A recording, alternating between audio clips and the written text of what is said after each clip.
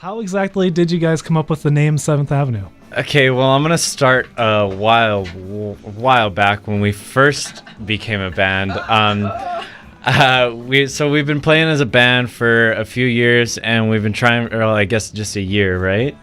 Or was it? Yeah, just a year and a half ish. And we're starting to brainstorm ideas for a name because we're like, well, we've been this band for this long now, and we don't have a name. So what should we do? Yeah, and we had a different bassist at this time. And with a long series of brainstorming and weird suggestions, we ended up with the Thrime.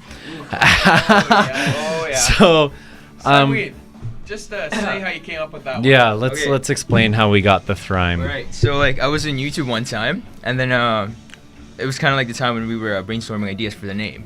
And then so I was watching this video, and then an ad came up. It was about Game of Thrones.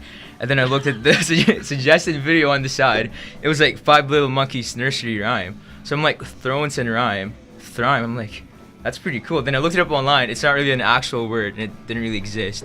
So then I suggested it, and then at first they didn't really like it. It took them like 2 months to like it, and then they finally decided to stick with the Thrime. And then, unfortunately, our old bassist had to leave, but I'm not gonna say unfortunately because now we got Kelly. Kelly's awesome. Fortunately, Hey, we got nothing Kelly. against that other guy though. Except we figured that the name was kind of getting old. People couldn't remember it. People didn't like it, I guess. And It really wasn't that catchy. It wasn't that catchy. It didn't stick. They're like, "What's your band called again?" And I was getting sick of hearing that. So we figured that our old bassist leaving was a good time to have a name change. And at this time, this was around Art Farm. Farm, actually. yeah. Yep. And Heather Vanderbregen has been like a huge mentor for us. She's helped us. Huge help. She's helped us out so much, giving us tips on how we can promote and everything, and that we should get our pictures out there and everything like that. And she's helped with that so much. So when we decided that we wanted to get a new name, we knew that she'd helped Private Drive come up with their name, Private Drive, because previously they had a different name. So we go to Heather and we say, "Hey, can you help us find a new name?" And she said, "Yeah, come to my farm about 5 o'clock and don't book anything else for the rest of the night." And we were like, okay. So we come 5 o'clock and we're like, okay. And her daughter, Ricky Lee, has like so many poster papers up, and she's like, okay, start saying words. Yeah.